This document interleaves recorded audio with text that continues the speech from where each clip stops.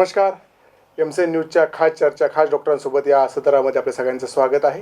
आरोग्यविषयक जे वेगवेगळे आजार आहे आणि त्याचे तज्ज्ञ डॉक्टर आहेत त्यांच्या सगळ्यांसोबत आपण प्रत्येक वेळेस भेटत असतो. आज डॉक्टर चेतन राठी सर आपल्यासोबत आहेत.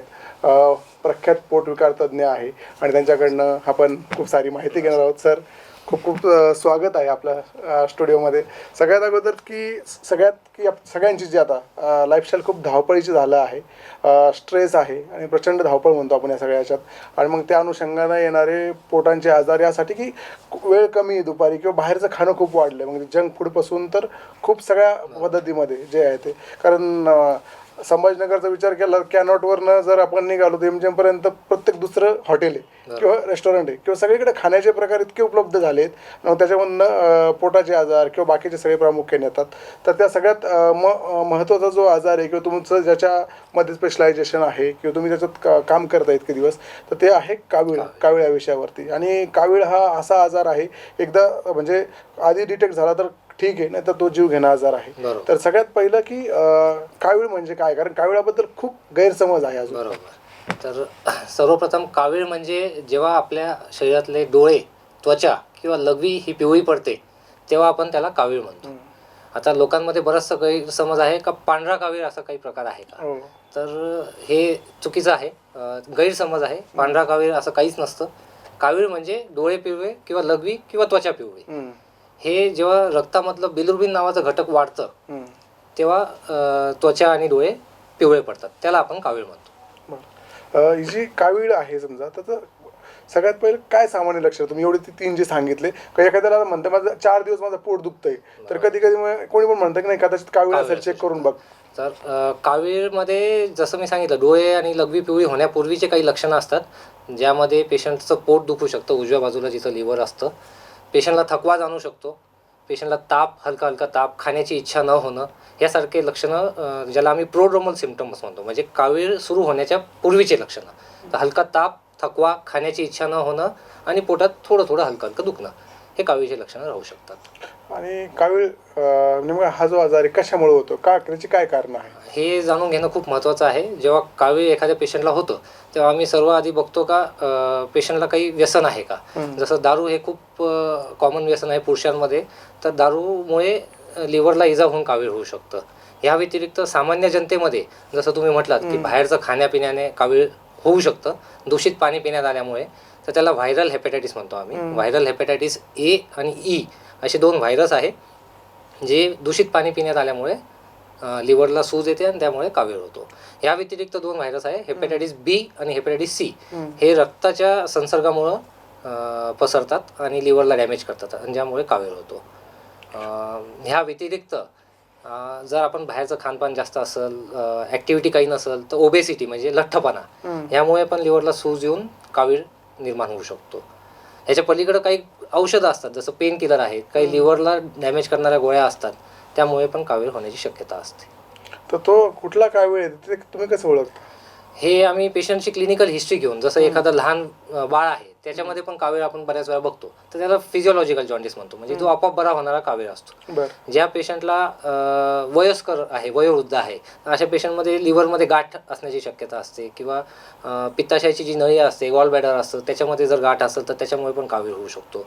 एखादा पेशंट खूप वर्षांपासून दारू पित आहे किंवा खूप वर्षांपासून लठ्ठ आहे आणि शुगर आहे, ज्याच्यामुळे जसं किडन्या खराब होतात तसं लिव्हरही खराब होतं, तर त्यांना लिव्हर सिरोसिस होतं, त्यामुळे पण कावीळ होऊ शकतं. तर हिस्ट्री, पेशंटची माहिती हे बघून आम्ही ठरवतो का कुठल्या प्रकारचा कावीळ राहण्याची शक्यता आहे. आणि कावीळ झाला आहे जो त्याच्यानंतर त्याचे डोळे पिवळे आणि का होतात किंवा त्वचा पिवळी का होती? जसं मी सांगितलं, रक्तामध्ये एक घटक असतं बिलिरुबिन, हे लिव्हरचं काम असतं. ह्या बिलिरुबिनला रक्तामधून क्लिअर करणं. जेव्हा लिव्हरला सूज येते काही कारणामुळे जे आपण सांगितले, तेव्हा ते घटक रक्तामधून क्लिअर होत नाही आणि मग ते त्वचा आणि डोळ्यामध्ये जाऊन जमा होतं आणि लघवी वाटे ते क्लिअर होतं थोडंफार, म्हणून लघवी पिवळी होते, त्वचा आणि डोळे पिवळे होतात बिलिरुबिन नावाच्या घटकामुळे. समजा जसं कावीळ झाला आहे तर ते हे असं आहेच का, म्हणजे ते पिवळं होणारच का, तर तसा कावीळ पसरू शकत नाही? जोपर्यंत पेशंटचे डोळे पिवळे नाही आहे तोपर्यंत आपण त्याला कावीळ म्हणत नाही.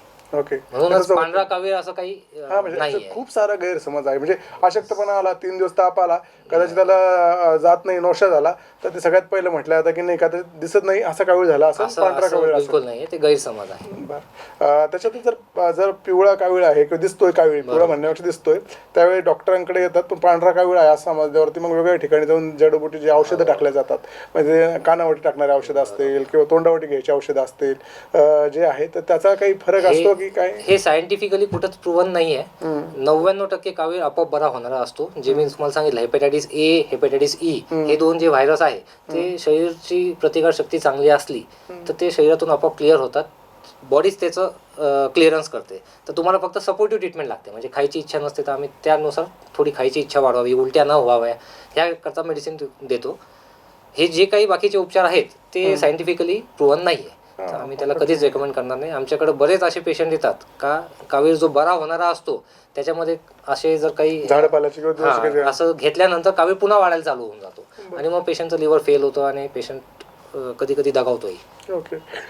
जी कावीळात जसं तुम्ही सांगितलं की ह्या पिवळं होणं किंवा ही जी औषधी वनौषधी ते घेण्याचे कधी काही दुष्परिणामही असतात, पण त्याचबरोबर जी कावीळाचे असं पण काही प्रकार आहे का लहान मुलांना जन्मजात बालक आहे, नवजात बालक आहे, त्यांना होणार काही वेगळा कावीळ असतो किंवा प्रौढ म्हणजे एक वयस्कर माणसं आहे त्यांना होणार वेगळा असतो, असं काही वयानुसार आहे ना कावीळ वेगवेगळा राहू शकतो. जसं नवजात शिशूला कावीळ जेव्हा होतो त्याला फोटोथेरपी देण्यात येते. निळ्या रंगाच्या बॉक्समध्ये ठेवतात आणि त्या फोटोथेरपीने जे लिव्हर पूर्णपणे विकसित नाही झालंय त्या दरम्यान ते फोटोथेरपीमुळे ते बिलिरुबिन घटक कमी होतो आणि कावीळ कमी होतो.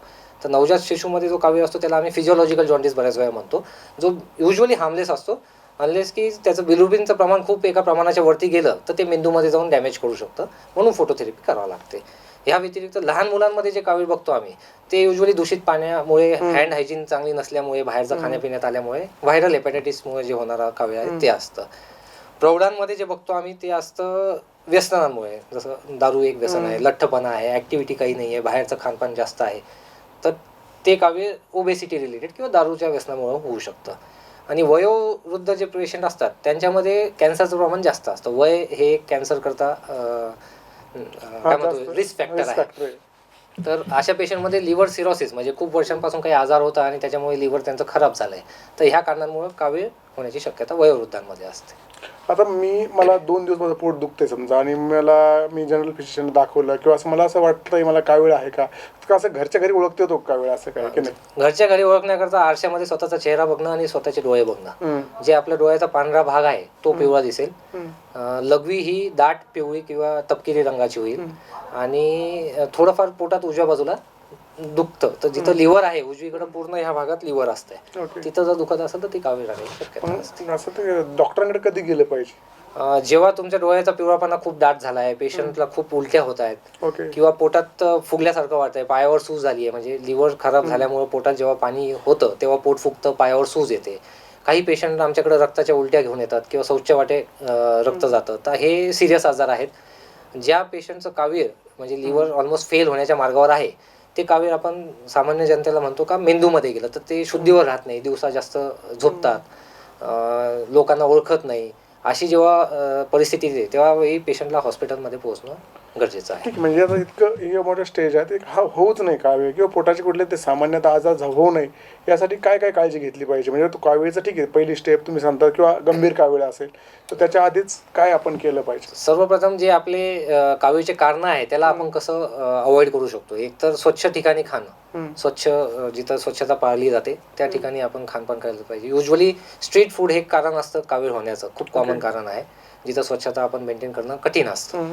या व्यतिरिक्त व्यसन, कुठल्याही प्रकारचं व्यसन, त्यामध्ये दारू जास्त प्रमाणात आणि कमी वेळेत घेतलेली दारू हे लिव्हरला डॅमेज करतं आणि कावीळ ते बऱ्यापैकी त्रासदायक राहू शकतं, जीवाला धोकादायक राहू शकतं. नियमितपणे एका वयानंतर ज्या पेशंटला सपोज 40-45चं वय आहे आणि शुगर आधीपासून आहे, लठ्ठपणा आहे, अशा पेशंटने नियमितपणे काही तपासण्या करणं गरजेचं, हेल्थ चेकअप आपण ज्याला म्हणतो. त्यामध्ये लिव्हर फंक्शन टेस्ट, जसं आपण किडनीचे रक्ताचे तपासण्या करतो त्यामध्ये ही लिव्हर फंक्शन टेस्ट नावाची तपासणी असते, ती नियमितपणे करत राहणं गरजेचं, साधारणतः वर्षातून 1 वेळा 2 वेळा तरी करणं गरजेचं. आणि जर ह्या रिपोर्टमध्ये काही खराबी येत असेल तर पोटाची सोनोग्राफी ही एक उत्तम सोपी तपासणी आहे, जी आजकाल बऱ्याच पेरिफेरल सिटीमध्ये गावखेड्याच्या जवळपास तालुका लेवलवर पण उपलब्ध आहे. तर सोनोग्राफीमध्ये आपल्याला कळतं का लिव्हरला काही सूज आलेली आहे का नाही आहे, रक्ताच्या रिपोर्टच्या व्यतिरिक्त. आणि जर असं वारंवार असं म्हणजे तुम्ही रक्ताच्या तपासण्या आपण केल्या आहे ज्या मेडिकलमध्ये सगळ्यांच्या केल्या जातात LFTमध्ये किंवा तुमच्या सोनोग्राफीमध्ये काही जर बदल आढळले तर त्याच्यावरून तुम्ही ठरता का म्हणजे एकदा कावीळ झाल्यावरती परत होत नाही किंवा नियमित होऊ शकतो?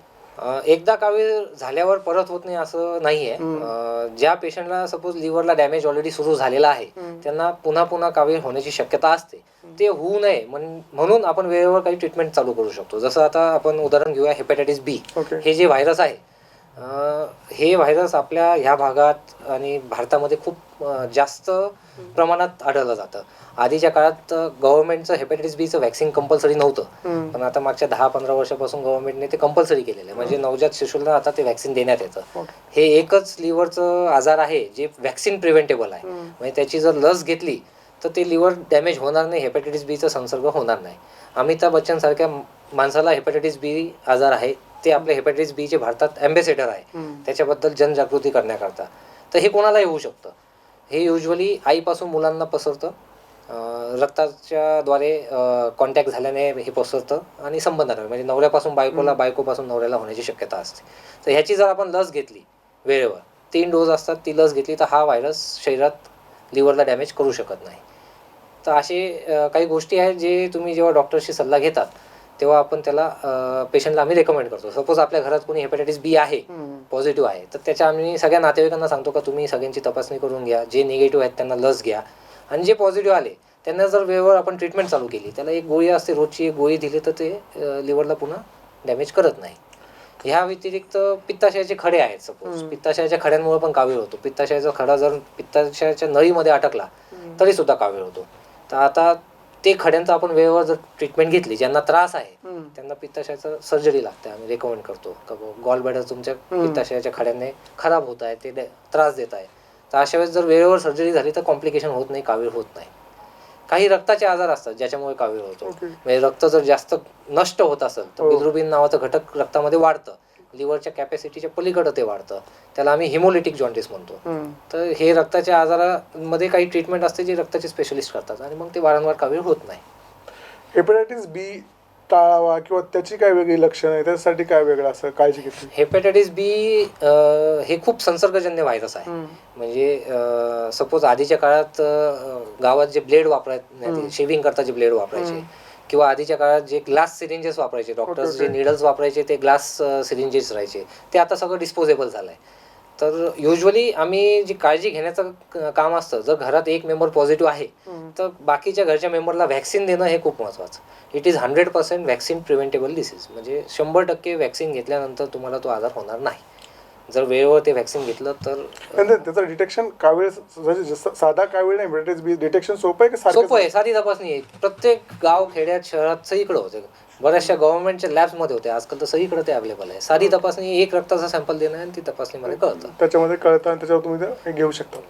हां, त्या पुढचा सर सगळ्यात काही जे खूप सारे गैरसमज आहेत की कावीळमध्ये काय खाल्लं पाहिजे, कावीळमध्ये काय नाही खाल्लं पाहिजे, मग कावीळ झाल्यावरती काय पिवळे पदार्थ टाळायला लावतात किंवा काही घ्यायला लावतात, तो इतका साधारणतः आपल्याला घरात सांगितलं जातं आणि मग त्याच्यावरती आम्ही तर काही पेशंट बघितले ते औषध टाकल्यावरती लगेच तेलकट खायला देतात त्यांना. अशा खूप साऱ्या गोष्टी आहेत. कसं बघतात डॉक्टर? कावीळमध्ये पहिले तर आपल्याला गैरसमज खूप दूर करणं गरजेचं आहे. जसं पिवळी वस्तू खाल्ल्याने कावीळ वाढत नसतो. म्हणजे लिव्हरचं किंवा बिलिरुबिन नावाच्या घटकचं आणि हळदीचं किंवा पिवळ्या रंगाच्या पदार्थांचा काहीच संबंध नाही. उलट हळद ही भारतामध्ये अँटी ऑक्सिडंट मानली जाते. ती बरंचसं लिव्हरची इंजुरी डॅमेज कमी करतं असंही आहे. तर हळद किंवा पिवळे पदार्थ टाळणं हे गरजेचं नाही, 100% ते गैरसमज आहे. ह्या व्यतिरिक्त पेशंटने काय नाही खाल्लं पाहिजे, जसं तेलकट आहे, जे जड पदार्थ असतात, तेलकट, तुपकट, मसालेदार, मीठ, रेड मीठ आपण ज्याला म्हणतो, जे पचवायला जड असतं. ऑब्व्हियसली मद्यपान करायला नाही पाहिजे. जर कावीळ आहे तर ते लिव्हर पूर्ण डॅमेज होऊ शकतं मद्यपान केलं तर. आणि काय खायला पाहिजे तर कावीळचं मध्ये पेशंटची जी शुगरची लेवल असते ती कमी होण्याची शक्यता असते. म्हणून आधीच्या काळात लोक ऊसाचा रस किंवा ऊस खायला द्यायचे का, कारण की साखर कमी होण्याची शक्यता असते. तर आम्ही गोड खायला सांगतो पेशंटला, तर तुम्ही साखरेचा इंटेक वाढवा. ज्यांना शुगर आहे त्यांनी शुगर मॉनिटरिंग करणं गरजेचं. त्या पेशंटला इन्सुलिन किंवा गोळ्या चालू असेल तर त्या तात्पुरते आम्ही थांबवतो, पण बऱ्याच वेळा का शुगर यांची कमी होऊ नये. कारण की शुगर कमी झाली तर पेशंट कोमामध्ये पण जाण्याची भीती असते, पेशंट बेशुद्ध होण्याची भीती असते. आणि बेकरी प्रोडक्ट्स आम्ही अवॉइड करायला सांगतो. मैदा जे जड आहे ते अवॉइड करायला सांगतो. एखाद्या शुगर पेशंटची हिस्ट्री आहे, त्याला किंवा शुगरचा पेशंट आहे आणि त्याला जर कावीळ झाला त्यांनी काय काळजी घेतली पाहिजे?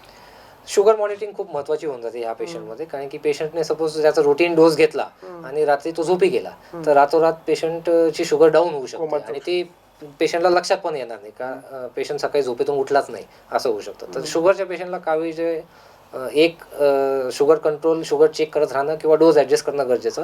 आणि दुसरं, शुगरच्या पेशंटमध्ये कावीळचे कारणं खूप लिमिटेड असतात, तर त्यांचं लिव्हर खराब आहे का नाही हे बघणं गरजेचं.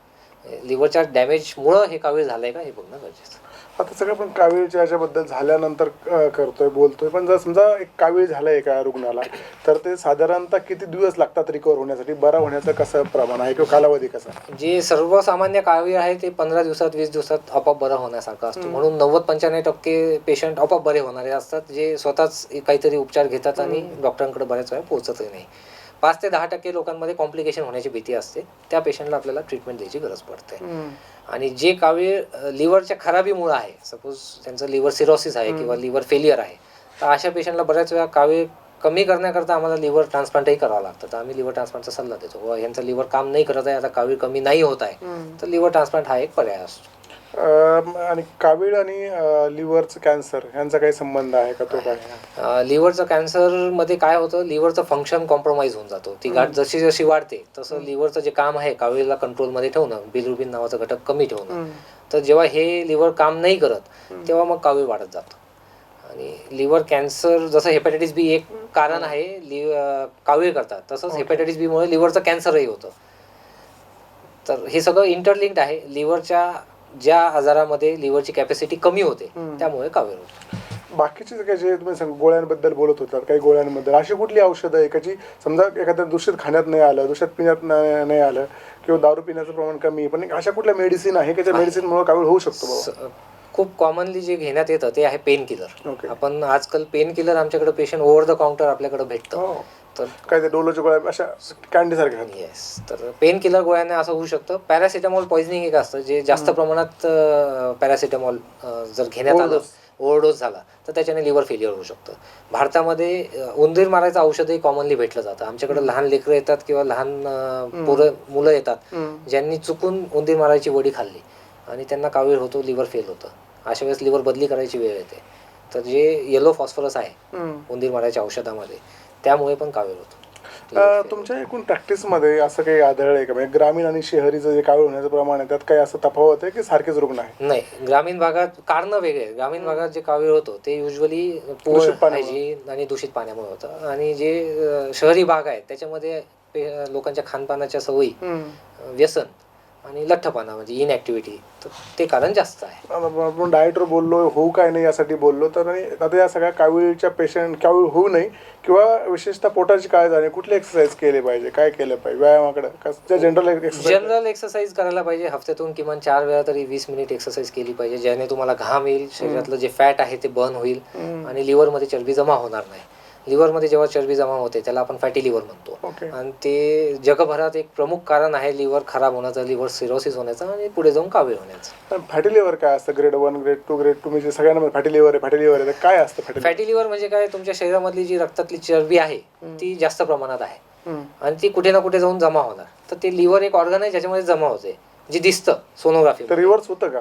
रिव्हर्स होतं, 100% रिव्हर्स होऊ शकतं जोपर्यंत ते सिरोसिस नाही झालंय. फॅटी लिव्हर जर तुम्ही डाएट कंट्रोल केलं, एक्सरसाइज केलं, तुमचं खानपान सुधारलं, तुमची लाईफस्टाईल सुधारली, तर ते पूर्णपणे नॉर्मल होऊ शकतं. की आपण मागच्या काही प्रश्नानंतर की आरोग्य सांभाळताना किंवा विशेष करून पोटाचं आरोग्य सांभाळताना ज्या काही खास सवयी आहे, ज्या काही चांगल्या पाळायच्या आणि काही टाळायच्या आहेत, त्यावरती मद्यसेवन एक जनरली कावीळासाठी कारण राहिलं आहे.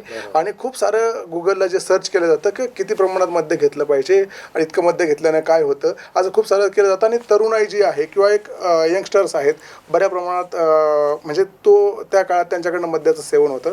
तर तुम्ही या सगळ्याकडे कसं बघतात, कावीळ आणि मद्यपान? तर ॲज अ गॅस्ट्रोएंटरोलॉजिस्ट आणि लिव्हर स्पेशलिस्ट, मी पोटविकार तज्ज्ञ म्हणून कुठल्याही पेशंटला तर एक थेंबही दारू घेऊ नका असा सल्ला देतो. कारण की दारू जेव्हा घ्यायला एखादा व्यक्ती बसतो त्या वयात कंट्रोल करणं खूप कठीण असतं. तुम्ही जेव्हा कमी वेळेत जास्त प्रमाणात दारू घेतात तेव्हा आमच्याकडे काही पेशंट असे आहेत का एक रात्र दारू घेतली आणि दुसऱ्या दिवशी पँक्रियाटायटिसच्या अटॅकाने ते गेलेत. तर कमी वेळेत जास्त प्रमाणात जर दारू घेण्याचा चान्स आहे तर त्या गोष्टीने लिव्हरला इजा होण्याचे, पँक्रियासला इजा होण्याचे चान्सेस जास्त आहेत. तर पोटविकार तज्ज्ञ म्हणून आम्ही एक थेंबही दारू घेऊ नका असाच सल्ला देणार. काविळाचं आणि पॅनक्रियाजवरती आपलं बोलायचं राहिलं थोडंसं, त्यांचा काय संबंध आहे? म्हणजे काविळामध्ये जसं लिव्हरला काही त्रास होतो, पॅनक्रियाच्या क्रियेवरती पण काही फरक पडतो? रादर दॅन लिव्हरच्या आजारामुळे कावीळ होतो, तसंच पॅनक्रियाचे काही आजार असतात ज्याच्यामुळे जी पित्त नलिका असते, लिव्हरचं जे एक प्रवाह असतं तो ब्लॉक होऊ शकतो. पॅनक्रियाच्या कॅन्सरमुळे होऊ शकतो, पॅनक्रियाच्या सुजेमुळे, पॅनक्रियाटायटिसमुळे पण तो प्रवाह ब्लॉक होऊ शकतो आणि त्यामुळे कावीळ होतो. तर ॲज सच डायरेक्ट रिलेशन नाही आहे का पॅनक्रियासच्या आजारामध्ये कावीळ होणारच. जे ॲनॅटॉमिकल जे स्ट्रक्चरल डॅमेज होतं त्या गोष्टीमुळे कावीळ होण्याची शक्यता असते. आणि दारूमुळे लिव्हर आणि पॅनक्रियास या दोन्ही गोष्टींवर इजा होण्याची शक्यता असते, म्हणजे डॅमेज होण्याची शक्यता असते. नाही, आता हा तर गमतीचा प्रश्न आहे, पण खूप साऱ्या वेळेस विचारला जातो किंवा डॉक्टरांना विचारलं जातो, गुगल केलं जातं की विस्की पिली पाहिजे, बियर पिली पाहिजे, वाईन पिली पाहिजे किंवा ब्रिझर पिली पाहिजे, या सगळ्या मद्यांकडे. ह्यापैकी मी तर काहीच घेत नाही म्हणून माझं नॉलेज कमी आहे, पण आम्ही जे पुस्तकात वाचलेलं आहे त्यामध्ये बियरचं जे अल्कोहोल कंटेंट आहे पर्सेंटेज ते कमी आहे, 5%, 10% ह्या रेंजमध्ये आहे. जे हार्ड विस्की, रम, त्याचं कंटेंट जे असतं ते 40 to 45% पर्यंत जातं. तर जेवढं कॉन्सन्ट्रेशन जास्त तेवढं डॅमेज होण्याचे चान्सेस जास्त, तेवढं त्याची हानी होण्याचे चान्सेस जास्त. नक्कीच हा म्हणजे मुलाखतीचा यापेक्षा काही वेगळा शेवट असावा असं वाटत नाही की तुम्ही कावीळ होऊ नये यासाठी काय काय काळजी घेतली पाहिजे, तर त्या सगळ्या सरांनी त्याबद्दल सांगितलं. पण विशेष करून एंडकडे जाताना की मद्यपान हे कुठल्याही प्रकारचं मद्यपान निषिद्ध आहे किंवा घेतलं नाही पाहिजे, त्याला काही प्रमाण नाही वैद्यकीय भाषेमध्ये. एवढं घेतलं तर चालून जाईल, त्यात दारूचे सगळे प्रकार असतील किंवा सगळं असेल, तर आपण आपल्या आरोग्याची काळजी घेऊयात. आणि सरांनी जसं सांगितलं की कुठल्या स्टेजला आपण डॉक्टरकडे गेलं पाहिजे, काविळाचे काय प्रकार आहेत आणि काय काय काळजी घेतली पाहिजे, या सगळ्या बाबींचा म्हणजे काविळा संदर्भात जे सगळे प्रश्न आहेत त्या सगळ्या प्रश्नांची त्यांनी सविस्तर आणि योग्य अशी उत्तर आपल्याला दिली आहेत. त्या सर आपण आलात, आपलं अमूल्य मार्गदर्शन केलं त्याबद्दल एमसेन परिवारातर्फे खूप खूप आभार, धन्यवाद सर. Thank you sir.